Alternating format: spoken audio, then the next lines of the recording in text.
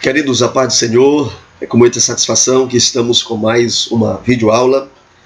Espero que a última aula tenha sido um sucesso, um tema desafiador, tema que mexe com o imaginário do nosso povo e até mesmo desperta lembranças sobre experiências dentro desse contexto, de repreensão de espíritos malignos. Tenho certeza que foi uma excelente aula. Deus está usando você, professor, para transmitir uma mensagem de ânimo para os nossos alunos, para o nosso rebanho, e despertando esse povo para saber que eles são instrumentos que Deus pode usar para repreender o reino das trevas. Amém? Glória a Deus por isso. Nós estamos na pré-aula de hoje nos preparando para a lição 6, Chegamos aí à 6ª lição do nosso primeiro trimestre deste ano. E o tema que nós iremos abordar é um tema que vem assim no momento muito, muito oportuno mesmo, tá? Porque falar sobre a mente humana dentro desse contexto de batalha espiritual é muito necessário. Primeiro, por questões de discernimento. Segundo, porque nós vamos confrontar com os dados que os institutos oficiais de pesquisa divulgam a respeito de problemas de depressão, de ansiedade no mundo, no Brasil. E tudo isso tem a ver com a influência,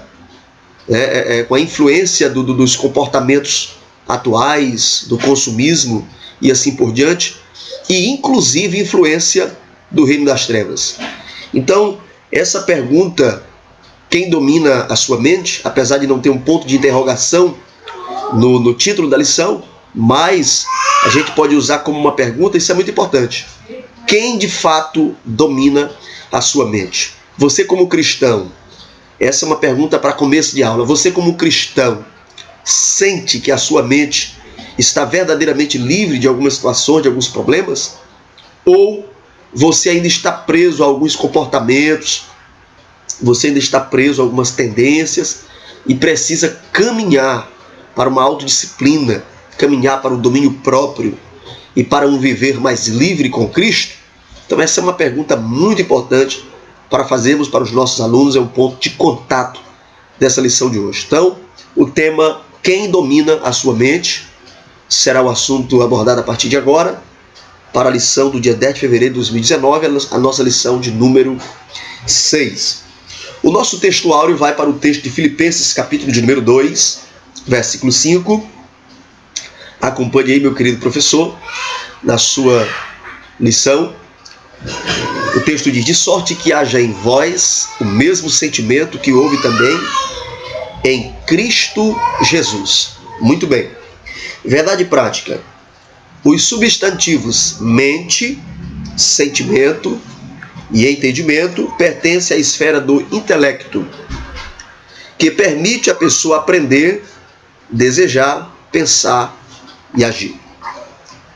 A nossa superintendente já fez a leitura bíblica em classe com vocês, no período devocional.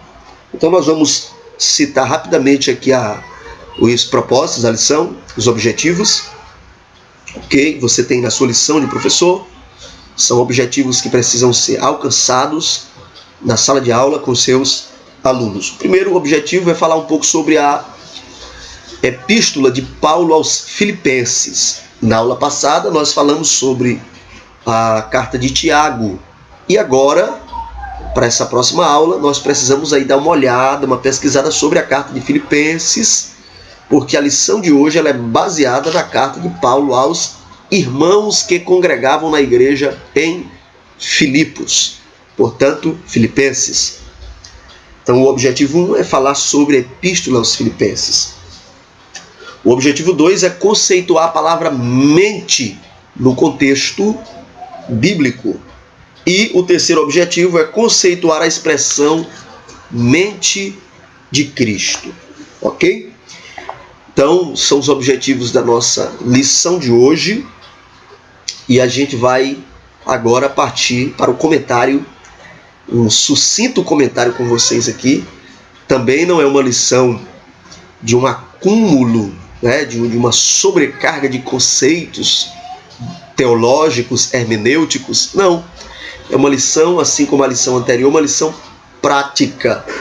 Observe que nós estamos diante de uma proposta da nossa Casa Publicadora, né? Essa revista lançada pela Casa Publicadora das Assembleias de Deus no Brasil. A proposta, você já deve ter percebido, não é complicar. A proposta é simplificar o tema, tornar ele acessível para os nossos irmãos e armar os nossos soldados, os nossos crentes, todos eles. Não precisam de um guru, de um profeta de estimação, de um representante, né? Assim que esteja mais perto de Deus, aí eu vou lá e dou uma oferta, deposito na conta, transfiro, e ele repreende os demônios, faz uma campanha na minha casa, me visita. Não é isso, não é por aí. O mercantilismo dentro do contexto espiritual, de acordo com esse exemplo que eu acabei de dar, é uma realidade, mas esta lição está nos chamando para o campo de batalha e revelando ao nosso entendimento que todos nós somos soldados habilitados, cheios da graça de Deus, do Espírito Santo, para repreendermos os demônios, repreendermos serpentes e escorpiões pelo poder do nome de Jesus, ok? Eu quero fazer uma pergunta para você. Jesus Cristo é realmente o Senhor da sua mente? Ok? Essa pergunta vai ficar aí no seu imaginário, ok? Essa interrogação. Jesus Cristo é realmente o Senhor da sua mente? Queridos, anote aí alguns dados que eu acredito que seja importante a gente discutir. A depressão, que é um problema, uma doença da mente, às vezes é confundida com possessão maligna, que a depressão ela pode ser resultado de uma opressão maligna, mas nem em todos os casos é uma possessão. Eu estou dizendo que existem casos que é sim possessão, mas a maioria é uma enfermidade que leva a pessoa ao isolamento, à tristeza, à alteração repentina de humor, a comportamentos estranhos, bizarros, e às vezes é confundida com uma possessão maligna. Enfim, a depressão é uma doença que os dados oficiais da Organização Mundial da Saúde mostram que está crescendo a cada dia mais. E esses dados mostram que o Brasil é o país com o maior número de pessoas com depressão da América Latina. E transtorno de ansiedade, o Brasil é primeiro lugar no mundo. O Brasil é o país com o maior número de pessoas com problemas de ansiedade. A ansiedade patológica, doentia. O Brasil é o país com o maior número de pessoas com esse problema no mundo. Então, o tema Quem Domina Sua Mente é muito importante para a gente trabalhar. Se você não tem nenhum aluno, eu espero que não tenha, tá? Com problemas de depressão, de transtorno de ansiedade, síndrome do pânico e outras enfermidades da mente, glória a Deus por isso. Mas a lição pode nos conduzir para um caminho de prevenção também, tá?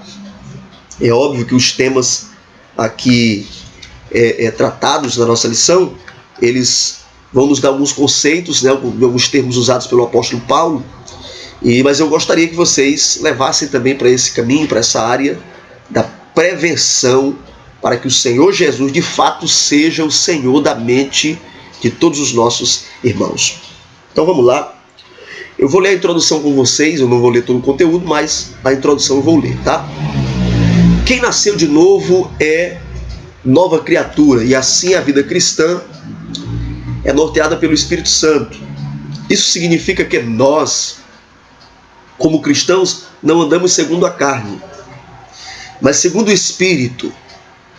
A presente lição é uma reflexão introspectiva sobre a nossa maneira de viver, as nossas atitudes e as nossas decisões, e se realmente Jesus é o Senhor de nosso pensamento. Ok? Este é o nosso ponto de contato. Uma reflexão inicial que nós, como novas criaturas, precisamos assumir um comportamento mental diferenciado, tá? Porque às vezes nos vestimos como cristãos, sentamos em um banco de uma igreja, assistimos pregações, fazemos parte de algumas programações, mas a nossa mente ela ainda é um campo de batalha no qual o reino das trevas está vencendo. Então a gente precisa entender que Jesus deve ser o Senhor dos nossos pensamentos. Na aula passada a gente teve um subsídio didático pedagógico baseado na carta de Tiago, com informações sobre o autor, sobre o propósito e principais características. No início da sua aula, no primeiro ponto, você pode também reproduzir novamente. Nós temos aqui o subsídio didático pedagógico, para auxiliar você a passar informações aí sobre a carta de Paulo aos Filipenses. Gente, no primeiro tópico sobre a Epístola aos Filipenses, nós temos aí algumas informações sobre essa colônia europeia. Filipos é a primeira cidade europeia alcançada pelo apóstolo Paulo na pregação do Evangelho. A primeira pessoa que se converteu na Europa foi lá na cidade de Filipos, e o nome dessa pessoa é Lídia. Foi a empresária Lídia que foi alcançada pela pregação do Evangelho, e o apóstolo Paulo a conduziu aos caminhos do Senhor Jesus. Tá? O apóstolo Paulo não escreve essa carta baseada em uma preocupação com a entrada de falsas doutrinas da igreja, não. É uma carta tranquila em relação a isso. Na verdade, a comunidade de Filipos era uma comunidade muito bem consolidada na fé. Então é uma carta de gratidão. O apóstolo Paulo está grato aos filipenses por tudo que eles fizeram por ele. Inclusive enviaram ofertas para ajudar o apóstolo Paulo. Então é uma carta motivacional, é uma carta que leva o crente à alegria e, de certa forma, uma carta preventiva, porque o apóstolo Paulo dá alguns alertas com relação ao relacionamento, para que não haja uma abertura para a entrada de uma ação maligna na vida deles, prejudicando o relacionamento. Bom? Inclusive, ainda no tópico 1, no subtópico 2, tem aí o subtítulo Relacionamento, que vai apresentar duas personagens, memorize o nome delas, Evódia e Sintique, que, segundo os analistas, seriam duas senhoras de importância que principiaram, quem sabe, uma disputa dentro da igreja, né?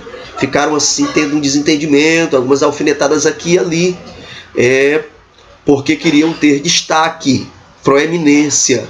E o apóstolo Paulo, tomando conhecimento desses fatos, sabendo que aquilo ali não era um problema geral da igreja, era um fato isolado entre duas irmãs, ele já dá um alerta para que elas também estejam atentas, tá? Está aí no capítulo, no subtópico 2, com as devidas referências.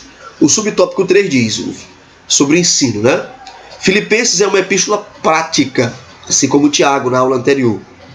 E os pensamentos teológicos aparecem casualmente, como no parágrafo teológico por excelência, capítulo 2, do verso 5 ao 11, que é aquele texto conhecido que fala para a gente ter o mesmo sentimento de Cristo, que Cristo não usurpou ser igual a Deus, mas humilhou-se, aniquilou-se a si mesmo. Leia esse texto, Filipenses 2, do 5 ao 11, que fala da humildade de Cristo, né? Ele se humilhou até a morte de cruz, mas Deus o exaltou soberanamente. Então, Paulo leva os crentes a olhar para o exemplo máximo que é Cristo. Cristo é o exemplo máximo de um ser que se despojou da sua grandeza, da sua glória, e se humilhou para atender um propósito superior, propósito de Deus.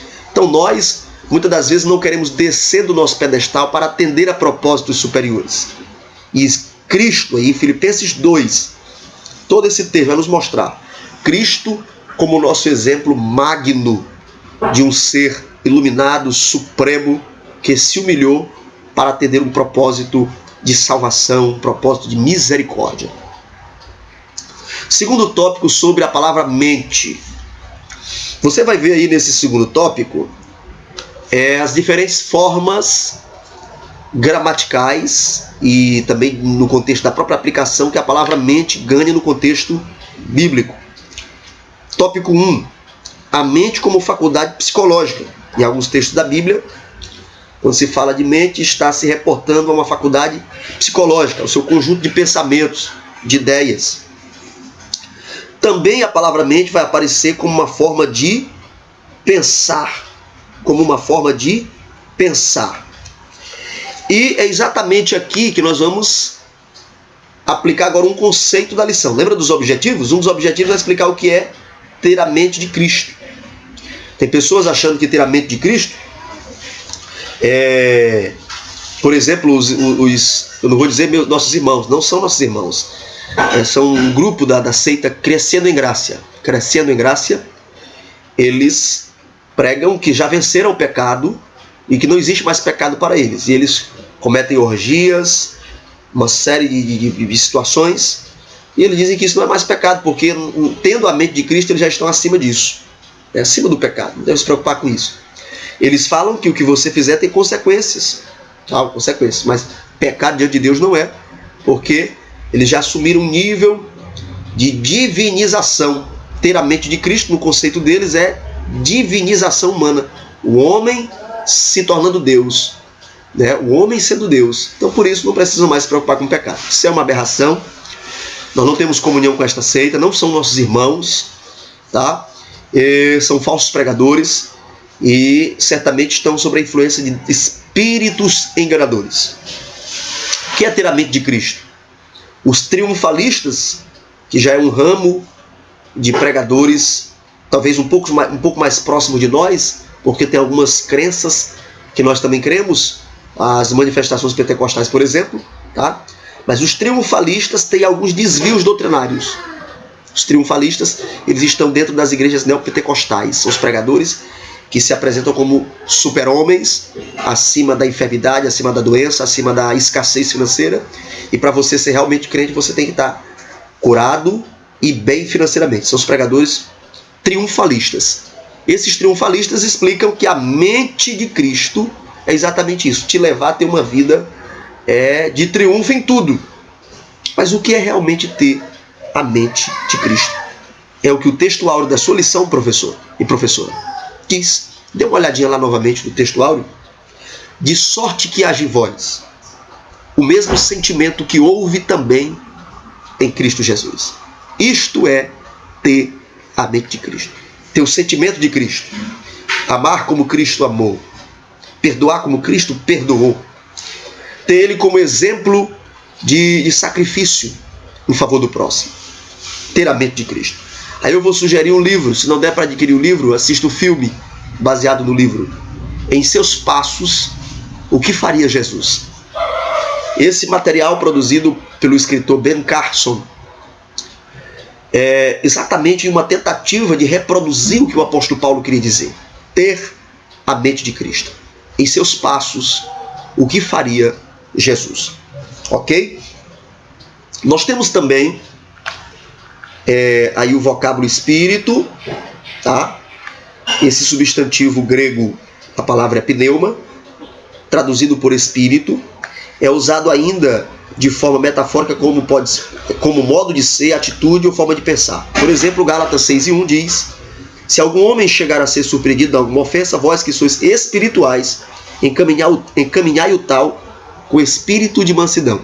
Então, na Bíblia, a palavra espírito às vezes aparece em relação ao Espírito Santo, às vezes em relação ao espírito do homem, e às vezes ao modo de agir cristão.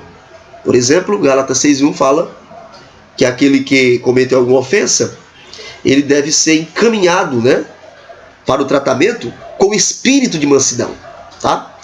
Então, as Bíblias, na maioria das traduções, diferencia Espírito Santo para os demais formas de aplicação da palavra com a letra. Quando é o Espírito Santo, membro da Trindade Deus, é com E maiúsculo, tá? Só uma dica para você entender. Outro termo que tem tanto aí na Epístola aos Filipenses, como em demais contextos da Bíblia, é a palavra coração, que não é simplesmente uma referência à bomba biológica que tem dentro de nós, né, bombeando sangue, e, enfim, mas se refere também ao homem interior. Quando a Bíblia fala de coração, está falando do nosso homem interior, dos nossos sentimentos, e aí vai aparecer no subtópico 4, o coração aparece em toda a Bíblia como centro da vida física, espiritual e mental, emotiva e volitiva. O que significa isso? Emotiva em relação a emoções, volitiva em relação à vontade, ok? Então, o coração do homem, quando a Bíblia fala coração, também está falando sobre vontade, sobre emoção. Eu vou citar um conhecido texto, Provérbios 4, 23, de tudo que se deve guardar, guarde o teu coração, porque dele procedem as saídas da vida. Quando você lê a Bíblia, ela fica armazenada onde? No teu coração ou na tua mente? Então, às vezes, o coração e mente na Bíblia são termos intercambiáveis, sinônimos. Vamos para a Bíblia? Salmo de número 119, verso 11. Escondi a tua palavra no meu coração para não pecar contra ti. Mas no nosso corpo, onde ficam armazenadas as informações, é na mente.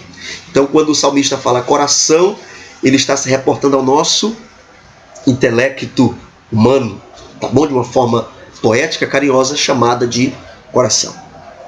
O subtópico 3, mente de Cristo, sobre a mente de Cristo. O sentimento que norteava a vida dos irmãos filipenses era de alegria e de comunhão. É isso que deve prevalecer na vida cristã, em todos os lugares, em todas as épocas. Tópico 1, o sentimento de alegria. Regozijai-vos. Eu vou dar uma pausa aqui, não vou ler. Essa era uma saudação grega, mas é um termo muito usado aí na carta de Paulo aos Filipenses. Essa carta também é chamada de carta da alegria. Você pode até anotar aí a carta da alegria, porque ele vai usar muito essa expressão alegria e regozijai-vos como sinônimo de alegria, tá? O crente, tendo a mente de Cristo, ele está sadio contra a depressão, contra a ansiedade, e caminha rumo a um estado de satisfação, de alegria e de regozijo. Isso também, essa alegria que nós devemos ter, é resultado da nossa gratidão a Deus.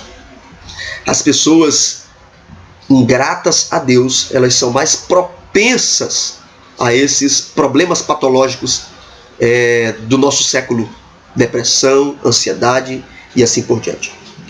Devemos buscar a paz com Deus, ou a paz de Deus, no subtópico 3. E aqui eu finalizo nossa reflexão, dizendo que essa paz, ela não pode ser explicada no gabinete da psicologia. É isso que o nosso textuário vai dizer, nossa leitura bíblica em classe vai dizer no versículo 7. E a paz de Deus, que excede todo entendimento, guardará os vossos corações e os vossos sentimentos em Cristo Jesus. Quer ter a mente sadia? Que Cristo domine a sua mente? Olha o versículo 8 da leitura bíblica em classe. Quanto ao mais, irmãos, tudo que é verdadeiro, não perca tempo com coisas mentirosas. Tudo que é verdadeiro, tudo que é honesto, não se envolva com a desonestidade. Tudo que é justo, não se envolva com a injustiça. Tudo que é puro, não se envolva com a impureza. A impureza pode te levar para a depressão, para a ansiedade, para um mundo paralelo. Quem está na impureza, vendo coisas que não deve ver, fazendo coisas que não deve, ele começa a viver um mundo paralelo. Dupla personalidade. Então tudo que é puro, tudo que é amável, tudo que é de boa fama, se alguma virtude, se algum louvor, nisso pensai. Ocupe a sua mente com o reino de Deus, com as coisas de Deus. E então, quando essa pergunta chegar diante de você, quem verdadeiramente domina a sua mente? A resposta será implacável, objetiva. Jesus é o Senhor da minha mente. Boa aula para você, professora, boa aula para você, professor. Na próxima semana nos encontraremos debaixo da permissão e do favor de Deus. A paz do Senhor a todos.